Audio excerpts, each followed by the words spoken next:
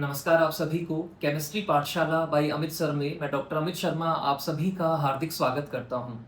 पिछले कुछ वीडियोस में हमने चर्चा करी थी स्टीरियो आइसोमर्स के वेज रिप्रेजेंटेशंस किस तरह से ड्रॉ किए जाते हैं, साथ ही उनके फिशर प्रोजेक्शन फॉर्मूला किस तरह से लिखे जाते हैं। आज हम डिस्कस करेंगे कि किसी पर्टिकुलर स्टीरियो आइसोमर के फिशर प्रोजेक्शन फॉर्मूला को वेज डैश रिप्रेजेंटेशन में और वेज डैश रिप्रेजेंटेशन को फिशर प्रोजेक्शन फॉर्मूला में किस तरह से इंटर कन्वर्ट किया जाता है।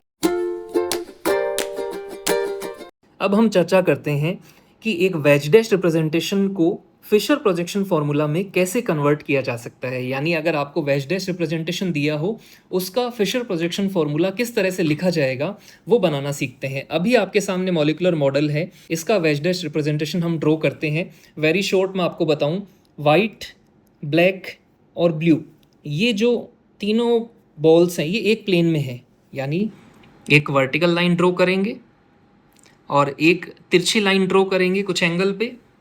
इस वर्टिकल लाइन के ऊपर कौन लिखा जाएगा, ये वाला एटम यानी ब्लू बॉल। इधर लेफ्ट में ओरिएंटेड कौन है, वाइट। अगर इस तरह से हमने देखा, हमारी आंखें अभी इस तरह से इसको देख रही है, तो वेज पर लिखी जाएगी रेड बॉल और आपसे दूर ओरिएंटेड है वॉयलेट, यानी यहाँ पे लिखी जाएगी वी। अगर इसको आपको कन्वर्ट करना है किस में, फिशर प्रोजेक्शन फॉर्मूला में, तो वेरी सिंपली अब आपको आपकी जो आईज हैं वो यहाँ पे रखनी है, यानी आपकी आंखें अभी यहाँ पे होगी। दैट मीन्स इस मॉलिक्यूल को, ये जो वेज वाला बॉन्ड है और डैश वाला बॉन्ड है, इस कैविटी से आपको इस मॉलिक्यूल को देखना है, यानी अब अपनी आंखों को हम लेंगे इधर। तो आप सिंपली समझ पा रहे हैं, जब इस कैविटी से आपने मॉलिक्यूल को देखा तो ये ब्लू बॉल और ये वाइट बॉल ये तो हो गई आपसे दूर, और आपकी तरफ ओरिएंटेड कौन है, रेड बॉल और वॉयलेट बॉल। तो इस केस में अगर आप इसका फॉर्मूला लिखेंगे, ये हमने लाइन ड्रॉ करी, एक वर्टिकल और एक हॉरिजॉन्टल। वर्टिकल लाइन वाले ग्रुप कौन से होंगे, जो आपसे दूर है। तो आपने जब इसको इधर से देखा, यानी इस कैविटी से देखा, तो आपको ऊपर की तरफ कौन नज़र आ रही है, ब्लू बॉल, और नीचे की तरफ दूर कौन नज़र आ रही है, वाइट बॉल। देखिए इस कैविटी में आपको दूर कौन नज़र आ रही है, नीचे की तरफ वाइट बॉल। तो यहाँ पे लिखा जाएगा W। और जब आपने इसको इस एंगल से देखा था, यानी सिंपली इस कागज़ में आपने इस कैविटी से जब इसको देखा, तो आपको लेफ्ट हैंड साइड में कौन नज़र आ रहा है वेज पर, रेड बॉल, और राइट हैंड साइड में कौन नज़र आ रहा है, वॉयलेट बॉल। तो ये इस वेज डैश रिप्रेजेंटेशन का फिशर प्रोजेक्शन फॉर्मूला है। इस अभी हमने वेज डैश रिप्रेजेंटेशन को फिशर प्रोजेक्शन में कैसे कन्वर्ट किया जाता है वो सीखा। कुछ और एग्जांपल्स हम देखते हैं। चार मैंने वेज डैश रिप्रेजेंटेशन आपके सामने रखे हैं, first, second, third and fourth. इन चारों को इनके रेस्पेक्टिव फिशर प्रोजेक्शन फॉर्मूला में कन्वर्ट करके देखते हैं चारों। फर्स्ट एग्जांपल में कार्बन के साथ चार ग्रुप लगे हुए हैं, first, second, third and fourth. जो ये ग्रुप नंबर 1 है और ग्रुप नंबर 2 है वो इस बोर्ड के प्लेन में है, क्योंकि सिंपल लाइन के ऊपर लिखे गए हैं। जो ग्रुप नंबर 3 है वो टुवार्ड्स द व्यूअर है, यानी आपकी तरफ, देखने वाले की तरफ है। और ग्रुप नंबर जो 4 है वो डैश पे लिखा हुआ है, यानी ये देखने वाले से दूर है, अवे फ्रॉम द व्यूअर है। तो जब भी आपको वेज डैश रिप्रेजेंटेशन को फिशर प्रोजेक्शन में कन्वर्ट करना होता है, तो मैंने आपको बताया था अभी मॉडल की हेल्प से आपको करना क्या है, जो ये वेज और डैश के बीच में जो ये स्पेस दिखाई दे रहा है, इस स्पेस में से आपको मॉलिक्यूल को देखना है, यानी आपको निगाहें यहाँ रखनी है। तो जब आप इस तरफ से इसको देखोगे यहाँ से, तो आपको पता लगेगा नंबर 1 और नंबर 2 तो आपको दिखाई दे रहे हैं आपसे दूर, नंबर 3 और नंबर 4 आपको आपकी तरफ दिखाई दे रहे हैं, यानी फिशर प्रोजेक्शन फॉर्मूला। एक इसका बेसिक स्ट्रक्चर मैं वापस ड्रॉ कर दूं।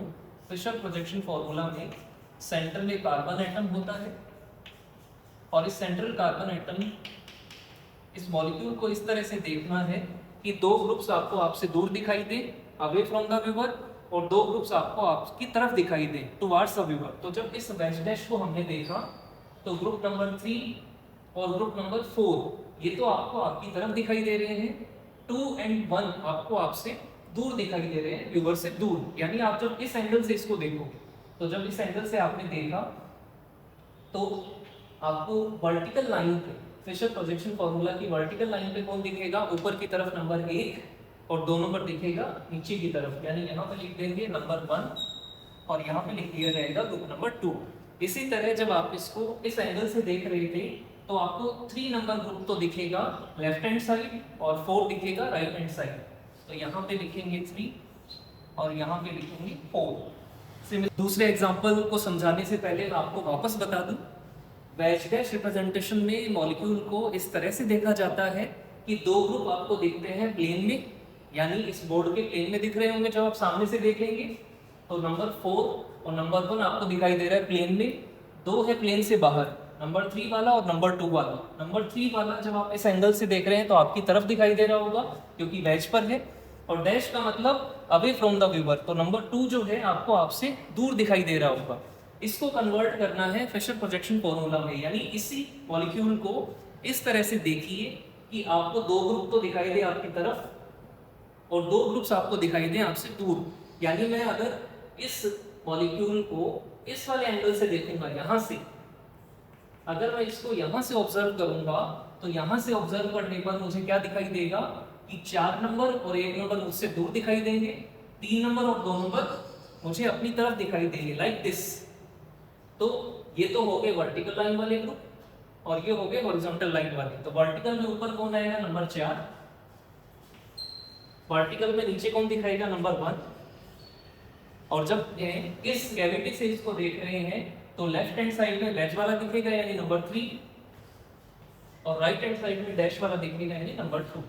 इसी तरह जब थर्ड मॉलिक्यूल की चर्चा करेंगे तो इस बार आप देखिए, मैंने कहा जब वेज डैश को फिशर प्रोजेक्शन में कन्वर्ट करना है तो आपको क्या करना है, जो वेज और डैश की कैविटी है उससे मॉलिक्यूल को देखना है। तो इस बार ये कैविटी इस तरफ से दिखाई देगी, यानी आपको इस बार मॉलिक्यूल को इधर से देखना है। तो आपको ऊपर की तरफ कौन दिखाई देगा, नंबर 2, नंबर 2।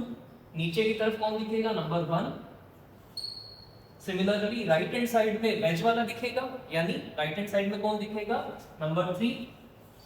और लेफ्ट हैंड साइड में कौन दिखेगा, नंबर 4।